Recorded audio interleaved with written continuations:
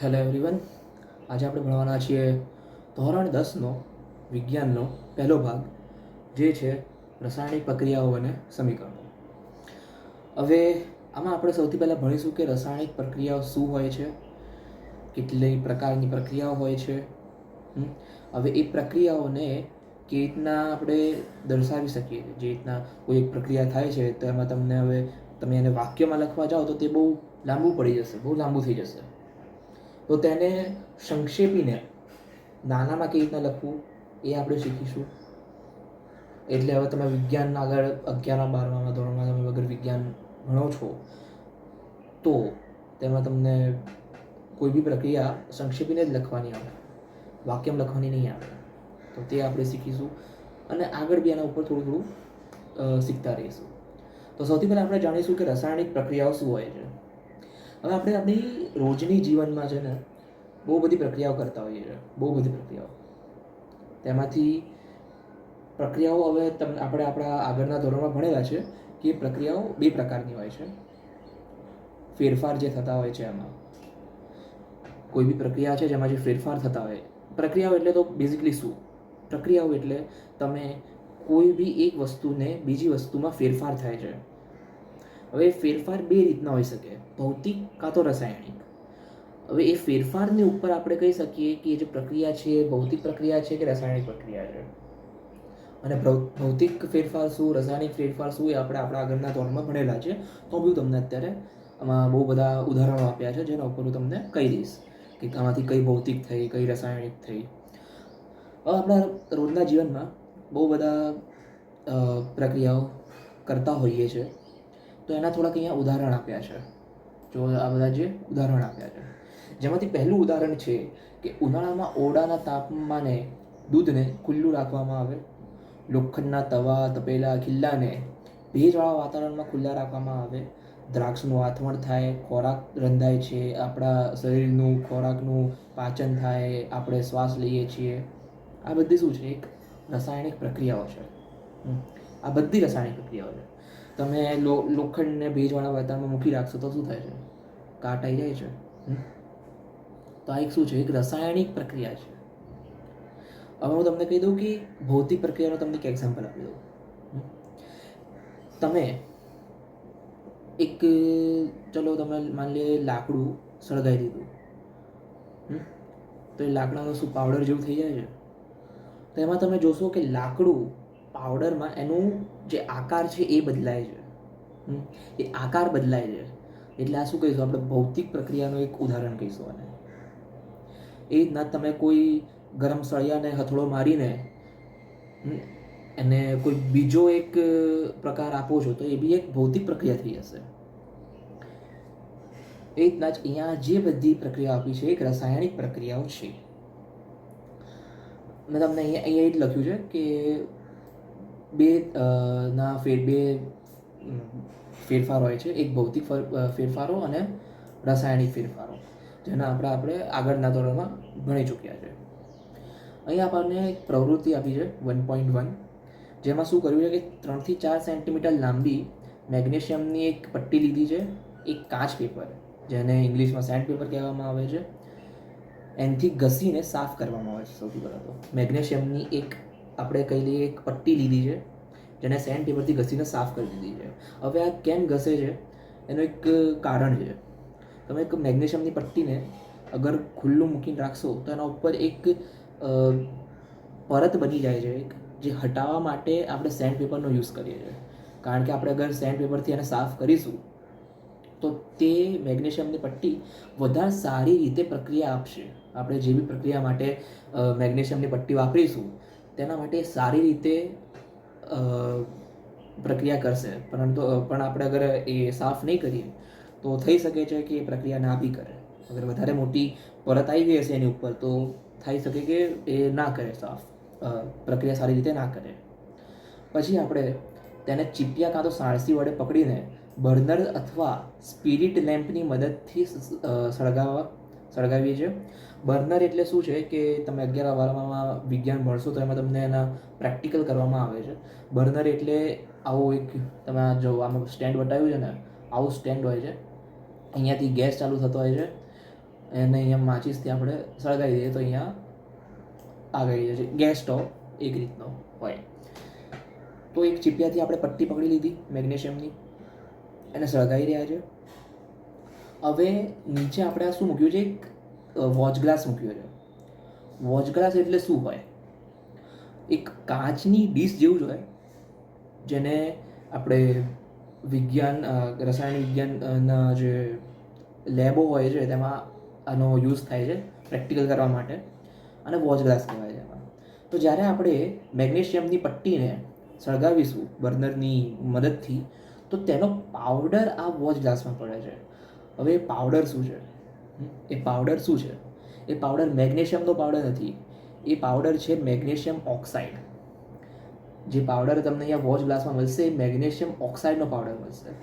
અહીંયા આ લખેલું છે, જે પ્રક્રિયા આપણે અહીંયા કરી એના બારેમાં લખેલું છે કે તમે જોયું હશે કે મેગ્નેશિયમની પટ્ટી જગારા મારતી પ્રજ્વલિત સફેદ જ્યોતથી સળગે છે. સફેદ કલરનો રંગ આવે છે જ્યારે આપણે એને મેગ્નેશિયમની પટ્ટીને સળગાવી ત્યારે, અને સફેદ પાવડર રાખમાં પરિવર્તિત થાય છે. આ પાવડર એ મેગ્નેશિયમ ઓક્સાઇડ છે.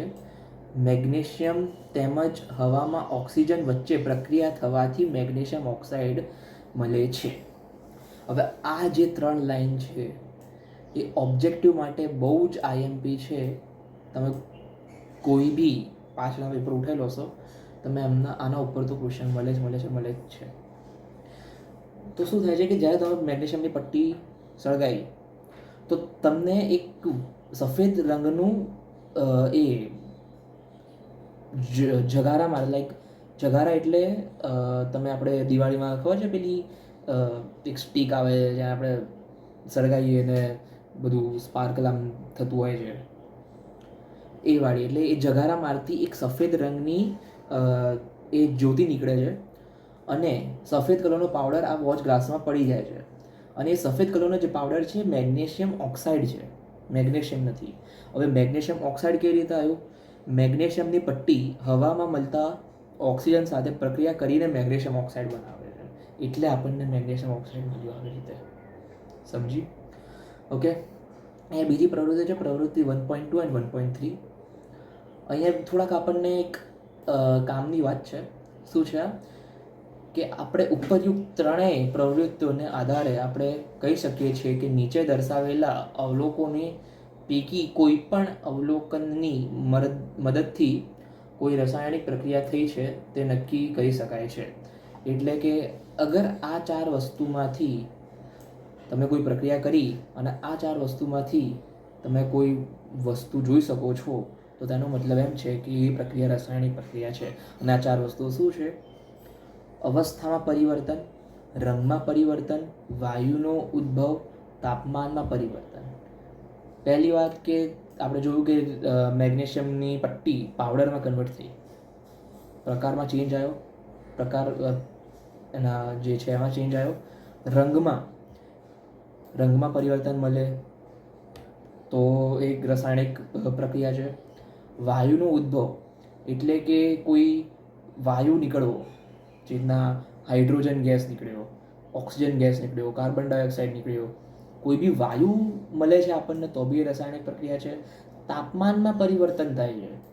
તમે કોઈ ઠંડી વસ્તુની પ્રક્રિયા કરીને અને પછી ગરમ થઈ જાય છે તો એના તાપમાનમાં પ્રક્રિયા આવી રહી છે, તો તે એક રાસાયણિક પ્રક્રિયામાં આવે છે. તો આ 4 વસ્તુથી આપણે કહી શકીએ છીએ કે હા, અગર કોઈ પ્રક્રિયામાં આ થઈ રહ્યું છે, આટલા કોઈ બી પરિવર્તન આવી રહ્યા છે, તો તે એક રાસાયણિક પ્રક્રિયા છે. હવે આપણે જાણીશું કે કોઈ બી રાસાયણિક પ્રક્રિયા છે તેને વાક્યમાં લખવું તો બહુ લાંબુ પડી જશે ને, તો તેને સંક્ષેપીને નાનામાં કેવી રીતે લખી શકાય છે? તો આપણે એના માટે છે રાસાયણિક સમીકરણો, કેમિકલ ઇક્વેશન્સ.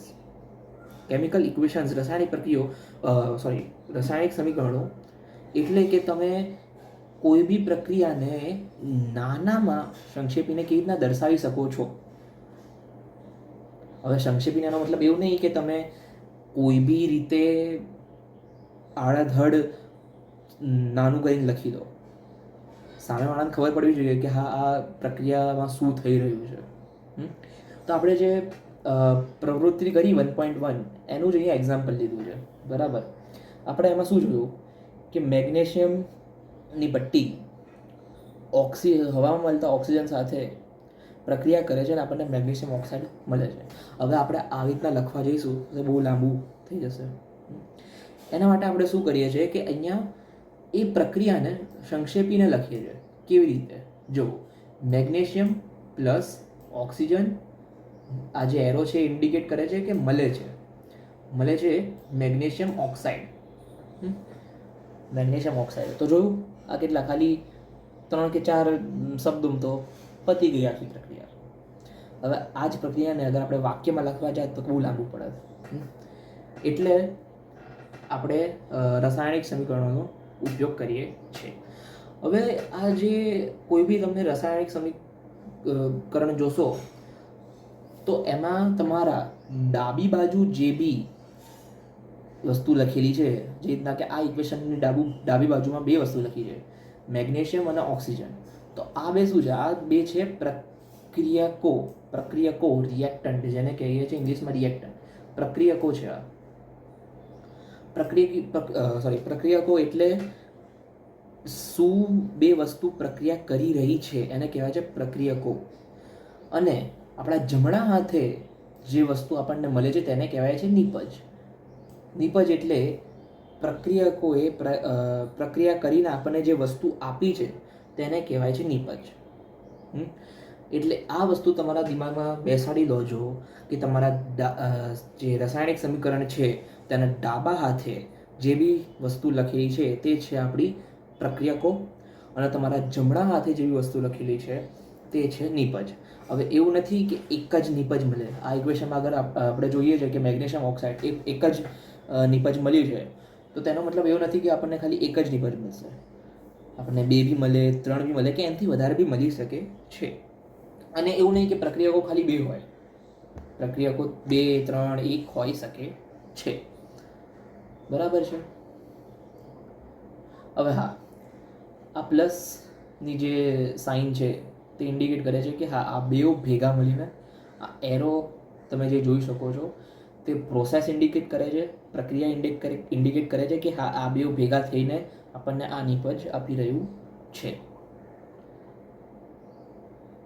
હવે આપણે આને શબ્દોમાં લખ્યું છે, બરાબર છે, આને શબ્દોમાં લખ્યું છે આપણે. હવે આને બી હજુ સંક્ષેપીને લખી શકીએ. કેવી રીતે? આનથી નાનું હજુ કેવી રીતે ના લખી શકીએ છીએ આપણે આને. હવે આપણને વિજ્ઞાનમાં મેગ્નેશિયમનું જે સિમ્બોલ છે એ ખબર છે આપણને શું હોય છે. Mg હોય છે. ઓક્સિજનને શું કહેતા હોઈએ છીએ આપણે? O2 કહેતા હોઈએ છીએ. અને મેગ્નેશિયમ ઓક્સાઇડને શું કહેતા હોય છે? MgO કહેતા હોઈએ છીએ. હવે અગર તમે 9માં કેમિસ્ટ્રી સરખી રીતના ભણ્યા છો તો તમને ખબર હશે કે ભાઈ હા મેગ્નેશિયમને Mg કહેવાય, ઓક્સિજનને O2 કહેવાય. તો આપણે આ શબ્દોના બદલે તેમનું જે સિમ્બોલ છે, જેમનું જે આ નામ છે MgO2, એ બધું વાપરીને બી આપણે સમીકરણ લખી શકીએ છીએ. તો આ ઇક્વેશનને આપણે અગર હજુ નાનું કરીને લખવું હોય તો આપણે લખી શકીએ છીએ Mg પ્લસ O2 આપણને આપે છે MgO. એટલે તમારે કોઈ બી સમીકરણ લખવી હોય તો તેના માટે તમારે જેટલા બી વિજ્ઞાનની અંદર રસાયણો છે તે બધાના નામ અને જે આમના સિમ્બોલ હોય છે ખબર હોવી જોઈએ. ઓકે, તો અહીંયા જો મેં તમને જે કીધું એ જ આપ્યું છે equation. Mg plus O2 gives MgO. અહીંયા જે આમાં બી સેમ હોય છે. જે તમારા ડાબા હાથે છે એ બધા પ્રક્રિયકો છે, જે તમારા જમણા હાથે છે એ નિપજ છે. અહીંયા આપણને બીજી એક ઉદાહરણ આપ્યું છે. તેમાં શું છે? આ પ્રવૃત્તિ 1.3 ઉપરનું છે. પ્રવૃત્તિ 1.3માં શું સમીકરણ મળે છે આપણને? જો ઝિંક પ્લસ સલ્ફ્યુરિક એસિડ આપણને આપે છે ઝિંક સલ્ફેટ પ્લસ હાઇડ્રોજન. હવે આપણે આને લખ્યું છે શબ્દોમાં. આને આપણને હવે કરવું છે ભાઈ હજુ નાનું. તો આપણે એના આ શોર્ટ ફોર્મમાં લખીશું. ઝિંકનું શું હોય? Zn. સલ્ફ્યુરિક એસિડ એટલે H2SO4. આ બે પ્રક્રિયા કરીને આપણને આપે છે ઝિંક સલ્ફેટ. ઝિંક સલ્ફેટ એટલે ZnSO4. હાઇડ્રોજન એટલે H2. તો આને આપણને કરીને લખી દીધું હજુ નાનું કરીને Zn પ્લસ H2SO4 આપે છે ZnSO4 પ્લસ H2. હવે આ તમે જે ટેબલ જોઈ રહ્યો છો, આ ટેબલ અહીંયા બધા લખ્યા છે તત્વો. આપણે જે સમીકરણ છે તેમાં કયા કયા તત્વો વાપરાયા છે, કેટલા છે એટલે સંખ્યા શું છે એમની, ડાબા હાથે અને જમણા હાથે એ જોઈ રહ્યા છે. તો Zn આપણે જોઈશું ડાબા હાથમાં એક જ છે, જમણા હાથમાં બી એક જ Zn છે. તો જુઓ, ડાબા હાથમાં એક લખ્યું છે, જમણા હાથે એક લખ્યું છે. હાઇડ્રોજન આપણા ડાબા હાથમાં 2 છે અને જમણા હાથમાં બી 2 છે, એટલે બેમાં 2 લખ્યું છે. SO4 આખો એક ટર્મ છે અને તમે S અને O4 કરીને ના લખી શકો. હવે એ કેમ ના થાય એ તમે 11મા 12માં ભણો છો. તો SO4 સલ્ફર એ 1 છે ડાબા હાથે, જમણા હાથે બી 1 છે. ઓકે, હવે બીજી જે રિએક્શન છે આપણને મળી રહી છે એ છે Fe plus H2O gives Fe3O4 plus H2. હવે આ જે રિએક્શન જોઈને એમાં તમે જુઓ કે જે તત્વો જેટલા બી તત્વો ડાબા હાથે છે એટલા જ તત્વો સંખ્યા બી એક સેમ જ છે એટલા જ જમણા હાથે છે. તો આ રિએક્શનને શું કહેવાય છે? આ રિએક્શનને કહેવાય છે બેલેન્સ્ડ રિએક્શન, બેલેન્સ્ડ ઇક્વેશન. ગુજરાતીમાં એને આપણે કહીએ છીએ સમતોલિત રાસાયણિક પ્રક્રિયા. તેથી તે સમતોલિત રાસાયણિક સમીકરણ કહેવાય છે. સમતોલિત, જેને ઇંગ્લિશમાં કહીએ છીએ બેલેન્સ્ડ. તો તમને એક્ઝામમાં જે એવી સમીકરણો આપી દેશે જે સમતોલિત નથી અને તમને કહેશે કે આ પ્રક્રિયા આ સમીકરણને સંતુલિત કરી લખો. આ વસ્તુ બહુ જ ઇમ્પોર્ટન્ટ છે અને આના ઉપર ક્વેશ્ચન્સ આવે છે. ઇઝી બી છે, કંઈ આમાં બધા માથાકૂટ છે નહીં. જે રીતના તમે જુઓ અહીંયા છે Fe plus H2 gives Fe3O4 plus H2. હવે આ રિએક્શનમાં અહીંયા ડાબા હાથે જુઓ એક Fe છે, રાઈટ હેન્ડ સાઈડમાં જુઓ કેટલા Fe3 છે, 3 Fe છે. જો 3 Fe છે તો આ તો સમતોલિત નથી ભાઈ. તો આપણને આને સમતોલિત કરવી પડશે. કેવી રીતના કરીશું? હમણાં કહું, પહેલાં આપણે આ H2Oમાં જોઈ લઈએ. 2 હાઇડ્રોજન અહીંયા છે, 2 હાઇડ્રોજન અહીંયા છે. ચલો આ તો સરખું જ છે. અહીંયા ઓક્સિજન 1 છે અને અહીંયા ઓક્સિજન 4 છે. આ બી ગડબડ થઈ ગઈ. હવે શું કરીશું? જુઓ, એના માટે શું કરીશું ને આપણે આને સંતુલિત કરવા માટે જે રીતના અહીંયા 3 Fe છે ને, તો આપણે અહીંયા 3થી ગુણાકાર કરી દઈશું. અને જે અહીંયા ઓક્સિજન 1 છે ને અહીંયા 4 છે, તો અહીંયા આપણે 4થી મલ્ટીપ્લાય કરી દઈશું. તો અહીંયા 4 2 8, 8 હાઇડ્રોજન થઈ ગયા અને અહીંયા તો 2 જ છે. તો આપણે આને અહીંયા પાછું 4થી મલ્ટીપ્લાય કરી દઈશું. તો જોઈ લો હવે આપણને શું ઇક્વેશન મળે છે? 3 times Fe, મતલબ 3 વાર Fe પ્લસ 4 વાર H2O આપણને આપે છે Fe3O4 પ્લસ 4 H2. તો હવે જોઈ લો 3 Fe, અહીંયા બી 3 Fe છે, 4 H2 એટલે 4 2 8, 8 હાઇડ્રોજન અને 4 ઓક્સિજન. ઓકે, તો અહીંયા જોઈ લો 4 ઓક્સિજન, અહીંયા 4 2 8, 8 હાઇડ્રોજન. તો અહીંયા 8 હાઇડ્રોજન, અહીંયા 8 હાઇડ્રોજન. તો આ થઈ ગઈ આપણે સંતુલિત સમીકરણ. હવે મેં જે કર્યું એ જ અહીંયા આપણે ડિટેલમાં લખેલું છે આખું. તમે એક્ઝામમાં તમારે આખા રીતના સ્ટેપ લખવાના નહીં આવે. તમને ખાલી 2 કે 3 માર્કમાં રીતના પૂછી લે. તમને 3 ઇક્વેશન સમીકરણો આપી દીધા અને કીધું હોય કે આને સંતુલિત કરીને લખો. આ બધું આપણે વાંચવાની જરૂર છે નહીં. આપણે બીજી કોઈ ઇક્વેશન કરી શકીએ સૌથી જે રીતના એક આ રહે અહીંયા બીજા મસ્ત 2 ઇક્વેશન આપી છે. શું છે? CO પ્લસ 2H2 gives મળે છે આપણને CH3OH. પણ આમાં જો એક વસ્તુ છે 340 વાતાવરણ એટલે આનો મતલબ શું? આ તમે કોઈ બી ક્યારે બી જુઓ કે આ એરો ઉપર કંઈ લખેલું છે એનો મતલબ કે એ પ્રક્રિયા 340ના તાપમાન ઉપર પ્રક્રિયા થઈ રહી છે. બરાબર. અગર આપણે આટલું કન્ડિશન જે છે આપણે 340નું સોરી આ 340 વાતાવરણ એટલે પ્રેશર છે 340ના પ્રેશર ઉપર કરી રહ્યા છે અને નથી થતું એ આપણે 340ના વાતાવરણ પર નથી કરતા એ પ્રક્રિયા તો આપણને કદાચથી આ પ્રક્રિયા ના મળે. એટલે ક્યારેય બી આ એરો ઉપર તાપમાન લખ્યું હોય કે વાતાવરણ લખ્યું હોય તો એ આપણે લખવું જરૂરી છે. અગર તમે એ વસ્તુ નહીં લખો તો એનો મતલબ એ પ્રક્રિયા જ નથી થઈ રહી. જે રીતના હું આ CO અને 2H2Oનું 340 પર ના કરાવું અને 240 પર કરાવું વાતાવરણ પર કરાવું પ્રક્રિયા તો પ્રક્રિયા ના થાય.